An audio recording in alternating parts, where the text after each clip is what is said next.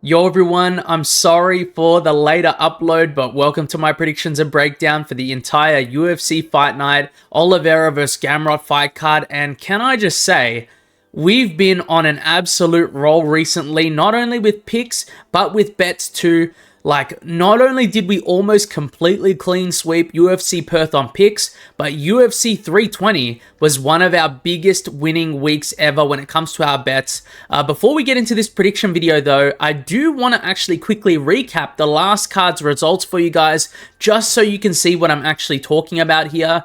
We did relatively well on picks for the amount of upsets on the card, which was UFC 320. We went 9-5 on picks overall, going 4-1 on the main card since we did pick Ankalaev to win. All 5 of our confident picks for the card did win their fights, as you can see on the left side of the screen as well. But when we go and talk about our bets, I was surprised with how much we blew it out of the park this week. On screen right now are all the bets I placed for UFC 320, and now I will highlight in green all the bets that cashed, and in red all the bets that didn't. And as you can see, it really couldn't have gone much better. Like, maybe if Patchy Mix won or if Ankalaev won, it would have been like astronomical, but I'm very happy Pereira won anyway. As a fan, I was rooting for him. We made 5.13 units of profit, only outlaying 6.2 units, which is just beyond amazing, guys. And just to show you guys the percentage, I did calculate it. We did make a return on investment of almost 83%, which is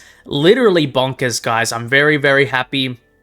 But I do want to also spread a very important message here. Although this week was an amazing week, I want you guys to remember that winning does not happen all the time, and whoever tells you that they're winning week in, week out, every single time is a big fibber for sure, guys. You can't trust someone who's saying that. Only gamble as well with the money that you're willing to lose, and remember that still a good amount of this does come down to luck, even with all the research that I do put in. I just want to say all this.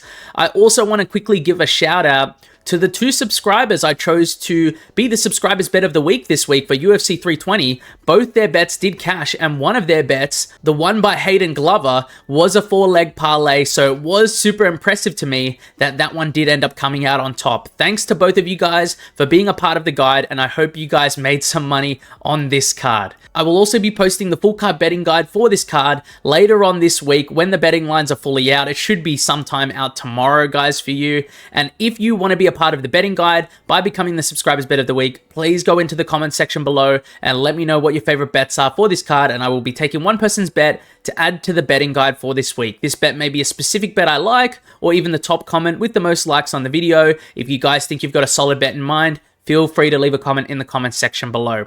Anyways, guys, to finally jump into the video, I'll be starting with the prelims and working my way all the way to the main event. Timestamps are in the description and the comment section below if you'd like to skip to anything in particular. We're going to be starting with the first fight of the card, which is Luan Lacerda versus Simon Oliveira, and this one, I'll just start off by saying this. I don't think either guy is that good in my opinion, but Simon Oliveira is not at UFC level, and he needs to be at UFC level, and Luan Lacerda has at least looked decent in his losses that he's had. No wins for each of them in the UFC though, guys. Lacerda's losses are to Cody Stamann and Damon Blackshear, while Simon Oliveira's losses are to Tony Gravely, Daniel Marcos, and now David Martinez as well. The only real gripe I have with picking Luan Lacerda is the fact that he's been out for around 2.5 years now, which is, it's always terrible to see when you're trying to do research for fight picks. Regardless though, if he looks anywhere near how he looked against Cody Stamann in their fight together,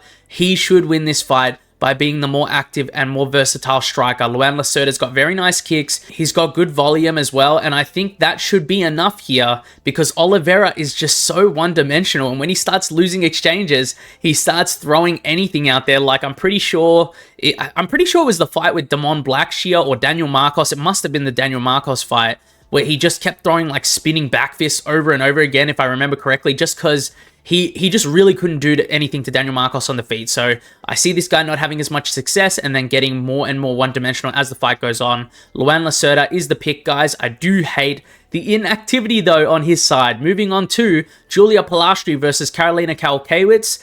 And, guys, I like Julia Pilastri in this matchup. Don't get me wrong. But why are the odds so crazy all the time? I always hate these odds from these odds makers. This is probably going to be maybe a 30-27, 29-28 decision for Julia Pilastri. It's not like I see her destroying Carolina in this fight or knocking her out in the first round, but she's like a minus 500 favorite. When I see someone like as a minus 500 favorite, I assume they're just going to go out there and starch the person. You know what I mean, guys? But regardless of me complaining, Julia Pilastri should win this one.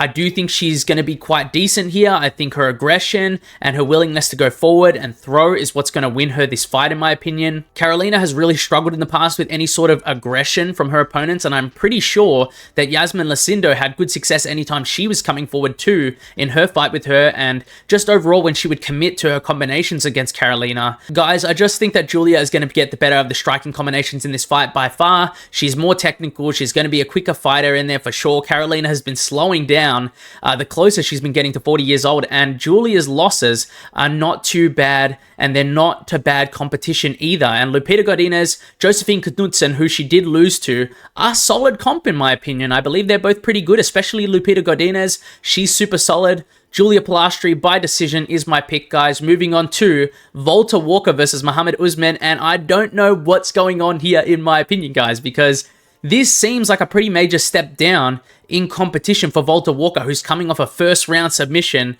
over Kennedy Nuzachukwu, guys. I've never thought Mohammed Usman was very good, and even after his win against Hamdi Abdul-Wahab, I still don't think he's got much of anything besides his physicality and maybe like a solid jab and a stiff right hand that he can land decently. Valter Walker should really be able to get Mohammed Usman down sometime in this fight, probably in the first round, and find that submission early. If he isn't able to get him down, maybe we might start seeing problems for Valter Walker here, but Thomas Peterson was able to get Mohammed Usman down when they fought, and I think Valter Walker is a far better grappler than Thomas Peterson, at least from a BJJ and submission grappling standpoint.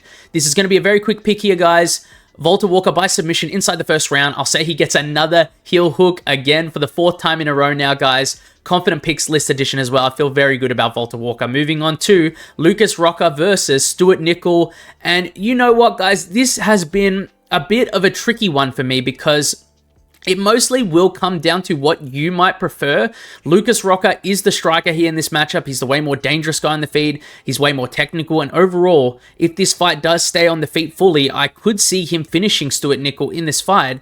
But then when you think about Stewart Nicoll and you go through how he fights, he is the way more talented grappler, which is a very important thing to note since Rocha is pretty bad overall when this does hit the mat. And Stewart Nicoll is a talent for sure in the BJJ and grappling department. It really is just a classic striker versus grappler matchup, guys, and I normally would like to look at a couple of things in a matchup like this, like how good is Rocha's takedown defense? And the answer to that is that it's actually pretty mediocre in my opinion. He's got some decent sprawling, but his ability to avoid the takedown, especially against someone who works for the takedown, who doesn't give up after the initial shot, is actually pretty poor. I also want to look at how good is Nicoll's striking, and overall, I don't really think it's that great, guys, but he does have a decent overhand, and he does like to throw a lot of calf kicks in his fights, which is good. I also did rewatch Nicoll's fight against Jesus Aguilar, since I heard a few people saying that he looked terrible in that fight and everything. There wasn't much striking in that fight. Jesus did close the distance after a couple of leg kicks of Nicoll, and then initiate the grappling by holding Nicoll against the cage, but I actually thought that Nicoll looked quite good in the fight because not only did he manage to escape being controlled against the cage by Jesus Aguilar, he reversed him by fully attacking the Kimura and then ended up on the back of Aguilar and was winning the majority of the fight right up until Aguilar got up and jumped the guillotine, subbing Nicoll on the spot. I personally think it was a big lapse in judgment, guys, and it was a big loss of focus against a very dangerous guy, with the guillotine being especially submission for him. And overall, even though he did lose, he impressed me with the BJJ against someone like Jesus Aguilar, so I think I will slightly favor the grappling underdog here to get the submission victory over Lucas Rocha, and I think Rocha will be moving forward. He's of course going to look good against Nicoll on the feet, but then I can see Nicoll timing a really solid takedown once Rocha's being aggressive and working his BJJ into a submission. If he can't time that takedown though, it's probably a KO loss for Nicoll in my opinion. Stewart Nicoll is the pick here as the underdog. Very close fight though, guys. You could really go either way in my opinion. Maybe this is my Aussie bias sneaking in, guys. Moving on to Bia Mesquita versus Irina Alekseeva. And listen, guys, I'm actually going to do something risky here, and I'm going to risk my confident picks list on this specific pick because, listen, normally I wouldn't do this. I normally wouldn't put someone like Mesquita in my confident picks because of how bad she's looked on the feet, in my opinion. But the thing is, I don't think they could have genuinely found a more easy and winnable opponent for Mesquita in her debut than Alekseeva here. Like 95% of the time, this fight should go Mesquita takedown, ground and pound, she gets a submission TKO finish. That's what should happen here a large majority of the time. Alekseeva can be out-grappled, she can be broken on the ground, and she can be put in the worst possible positions on the ground as well. And I have seen this multiple times in her fights. And if someone as credentialed as Bia Mesquita is in the grappling, can't finish Alekseeva here. I'm just reading this script right now, guys. I still can't believe it. If she can't do it, and she can't dominate her with takedowns for like 3 rounds either, which I think would be a loss in my opinion. She should be able to get the finish. I personally think she should probably never fight in MMA again. I'm just being real, guys. She's got terrible striking. Alekseeva will be the better fighter on the feet, even though she's not that great herself on the feet, but this should go to the ground at some point, guys. Bia Mesquita by finish is the pick for me. She should be able to get it. It would be a big disappointment if she didn't get a finish here. Moving on to Vitor Petrino versus Thomas Peterson. And this is another one where a fighter really shouldn't lose, in my opinion. Vitor Petrino is being set up in the heavyweight division very well right now, and this should be another relatively easy night at the office for him. He's going to be the more dangerous and technical striker on the feet. He probably has the better BJJ here too. I do think, however, Thomas Peterson's wrestling might have the most upset potential in this fight, because I do think it's slightly better. But regardless though, Vitor Petrino is the more technical guy. He's going to be the bigger and rangier guy, which is, it's pretty crazy because he's moving up from light heavyweight to heavyweight. He's also beaten way better UFC comp than Thomas Peterson as well. Thomas Peterson has beaten Mohammed Usman and Dontel Mays, which isn't that impressive to me, whilst Vitor Petrino has actually beaten Rodolfo Bellato twice. He's beaten Modestas Bukauskas, Marcin Prachnio, Tyson Pedro, and recently he's also finished Austin Lane inside the first round, which it's not a very impressive name to have on your resume, but he did what he should, guys. He finished him in the first round. It was impressive. I'm going with Vitor Petrino by KO inside the first round in this fight. Peterson is more of a decision guy, guys. That's how I see it. He can get some submissions, maybe, but in the UFC, I've not seen any. There is no KOs either for him in the UFC, so I don't see the danger too much for Vitor Petrino. That's my official prediction, guys, for this fight. He's going to be the way better and more explosive striker here in the exchanges. I'm adding him to my confident picks list. Moving on to Jafel Filho versus Clayton Carpenter. And man, I feel like there are some super wide fights on this card, but there are also some super close fights on this card pick-wise, and this might be the closest pick to a 50-50 there is on this card. I do like Jafel Filho and Clayton Carpenter. They're both well-rounded guys, and they aren't afraid of a scrap if it comes down to it. I do remember watching Jafel Filho, his fight against Daniel Butters, and man, that was a crazy back and forth one where, like, I believe Filho got hurt. He was hurt to the body, but he battled back and ended up getting top control over Butters, and he submitted him with a head and arm choke. It was very good. I enjoyed that fight quite a bit, and the first thing that does come to mind about Clayton Carpenter, if I do talk about him, was how good he looked in his loss against Tagir Ulanbekov, and he was active with his attacks off his back, even though he was getting out-wrestled by Tagir. He looked solid, and he was always active with his striking as well. He had good boxing. He had a really solid low kick that was doing him well in that fight. And we knew from Clayton's previous fights that he's a solid wrestler and a solid grappler, and even though he was versing a better wrestler and a better grappler in that fight, he didn't give up and he was always working. I might slightly lean towards Clayton Carpenter here just because I believe he's probably the better wrestler in this matchup. I also think he's probably got the better boxing, and his low kick might cause a lot of problems for Jafel Filho. I still, however, think that even though Clayton Carpenter might be the better wrestler, I think Filho might be the better BJJ guy, which might be an unpopular opinion, but that's how I do feel. I do think this is going to end up coming down to, like, a decision most of all. I think Clayton Carpenter is going to be the more active guy though, and in most of the exchanges, I think that's what's going to matter. I think it's going to be close. I'm going to say Clayton Carpenter wins a 29-28 decision win against Jafel Filho. That's my pick, guys, but if you do feel like leaning towards Jafel Filho, I won't hate that, guys. Go ahead. Like, it's a very 50-50 fight in my opinion. Moving on to the main card now, Lucas Almeida versus Michael Aswell. And this is another close one to pick, which I actually do prefer from a fan standpoint because it does mean these are competitive matchups. But from like a prediction channel standpoint, it's sort of rough, guys. I'm not going to lie. But anyway, I've been going back and forth watching the fight tape on both guys here. And it just makes me want to lean towards Michael Aswell here. The dude is very tough. He can take a shot very well. And the most important thing here is that he just fires a lot of volume and he keeps a very high pace throughout the entire fight, especially in the second and third rounds of his fights. And I think Almeida is good. Don't get me wrong. He's got the finishing potential out of the two here. I think he's overall the more dangerous and maybe more technical striker from range, if I had to say, which is good for him because he is the taller fighter. He's got the slight height and reach advantage in this fight, but I do think he has more problems defensively than Michael Aswell, especially when he's backing up instead of going forward. And with Aswell's pace, I don't see him being the one going forward very often in this fight because I think Almeida is going to slow down while Aswell speeds up in this fight. Once Almeida starts backing up, his strikes do become a lot more predictable to me. He starts to go with single heavy shots, maybe like a jab right hand that do have some pop to them, but that's pretty much it. They only have a little bit of pop to them. And they're very basic, and I feel like he's just going to get overwhelmed in some of the exchanges, throwing that against Aswell here. And although Michael Aswell doesn't really use it, he still also has his wrestling in his back pocket, and if things do go a bit off plan here for him, I wish that he does use it. You know what I mean? Like, I hope he does use it in this fight if things are not going to plan. I'm still going to say this fight is most likely going to end in decision, but I can see Aswell winning maybe the second and third rounds of this fight.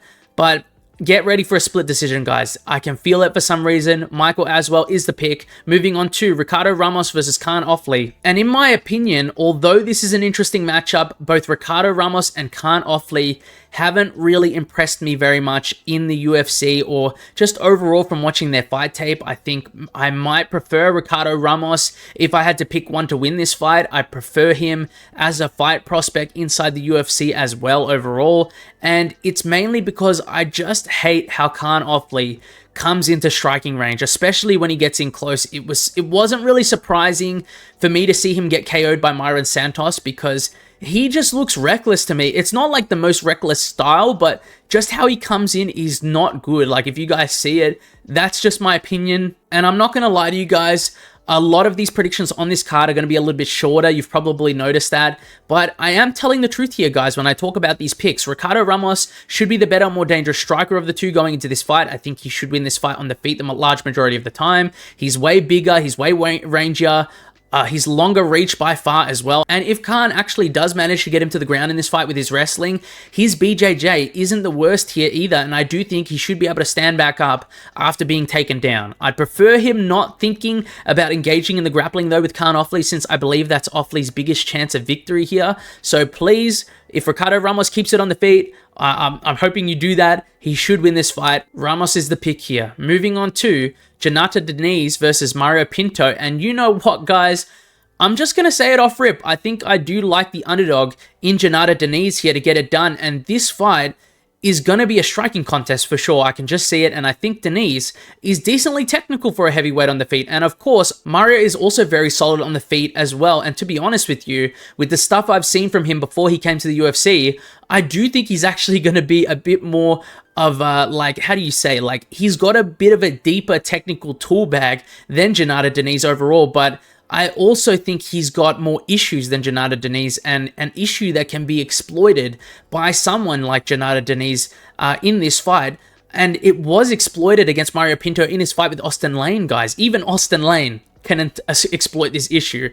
And everyone knocks Austin Lane. Like, I knock him a little bit. And while that's true and everyone knocks Austin Lane, people don't seem to remember that he got dropped by Austin Lane. This is Mario Pinto I'm talking about in the first round of their fight together. And it's because of a tendency he has, which I really hate. And it's a tendency to not really cover up, but still duck his head down and look down as he's doing it sometimes. But he was looking up for this case, but he still had his head down with his hands down. And Austin Lane caught him while he was in like a mid-half squat sort of thing. And I guarantee you, if Austin Lane is catching you and dropping you, Jhonata Diniz hits way harder than him and he will put you away. Jhonata Diniz is also underratedly durable in my opinion. The guy takes shots extremely well and then fires back his own. I like picking the underdog here, guys. That's just how I see it. We will see how Mario Pinto deals with the adversity, especially if this fight doesn't end in a first round KO for either guy. Jhonata Diniz is my pick here. Moving on to the feature fight of the card, Vicente Luque versus Yoel Alvarez. And dear God, man, like, why give Luque Yoel Alvarez? It's actually so bad. Like, I know Yoel Alvarez he's moving up to the welterweight division right now, but Yoel is just an absolutely massive welterweight. He was an enormous lightweight, but he is still massive for the welterweight division, and I expect him to look big even against Luque, and he's going to be rangier than Luque as well once they start fighting. Guys, like, although I like Luque, and I do genuinely think he's a dude that has a chance against many people, and his dash choke, it can literally catch anyone. He's got it. It's amazing. This is still a tough task for him to climb right after losing to Kevin Holland on the feet and then being submitted by him too. I don't know how he escapes being finished by Yoel Alvarez here. I could honestly see a similar thing happening to the Kevin Holland fight, with Yoel Alvarez maybe hurting Luque on the feet and then snatching up like a guillotine or a dash choke whilst he's trying to get back up off the ground. This is a very quick pick here, guys, but Yoel Alvarez is really dangerous, and Luque has not been looking fantastic in recent years besides maybe his win over Themba Karimbo. He will have to turn back the clock here, guys, in my opinion. I'm very sad, but Yoel Alvarez by finish, most likely inside the first 2 rounds. I'm adding it to my confident picks list edition as well. Moving on to the co-main event now in Deiveson Figueiredo versus Montel Jackson. And this is an interesting matchup for me because I have actually been quite high on Montel Jackson, and I'm pretty certain I've picked him to win his last few fights now. I for sure, guys, picked him to beat Daniel Marcos, and I remember even picking him to beat Damon Blackshear as well. But of course, I didn't expect him to win in the first 20 seconds by KO against Damon Blackshear, but that was a crazy surprise there. This is a very high-profile step up for Montel Jackson against a former champion. But to be honest, I do actually like his odds of winning here, at least with this current version of Figueiredo. I think Figgy hasn't been looking as good on the feet anymore. He relies a lot on his power to get him through exchanges and to come out on top. And I think against a very tall and rangy fighter, Montel Jackson, who also hits really hard himself, it's not really the best matchup for him. I will say this though. Like, let me point this out. I don't think Montel is as good on the feet as people are building him up to be. I've been more high on him because of the fact that he's big, he's powerful, and on top of that, he's a strong wrestler. But he does have his issues, and I could see Figgy potentially catching him and knocking him out in this fight, if he isn't careful, that is. And that's all I really wanted to say there. I think Figgy's got a chance there.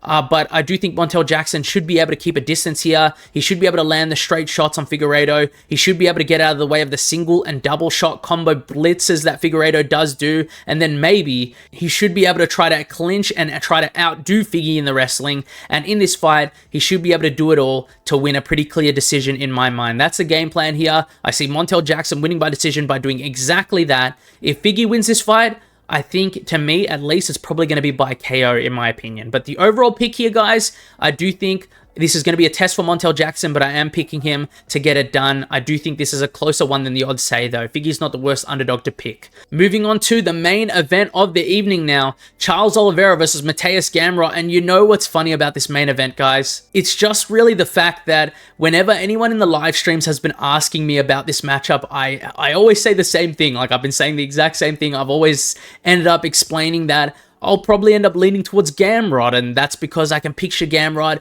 being relentless for the takedown and keeping a good amount of control time on top whilst, like, doing a bit of damage to Oliveira whilst Oliveira's on bottom position. But, guys, I just couldn't do it, especially since Oliveira is the underdog. Going into this matchup against Gamrot, who's taking this fight on short notice, I will be picking Charles Oliveira to get it done here, and I do think he gets it done by TKO or submission because, in my opinion, I just see this fight not going the distance. And I have played this fight over and over in my head so many times now, and every time I play it over, I just keep thinking, is Gamrot really going to control Charles on the ground for 3 rounds and come out of this fight unscathed? Because I just don't see it. And if that's not the case, how is Gamrot going to win this fight besides, like, knocking out Charles Oliveira on the feet?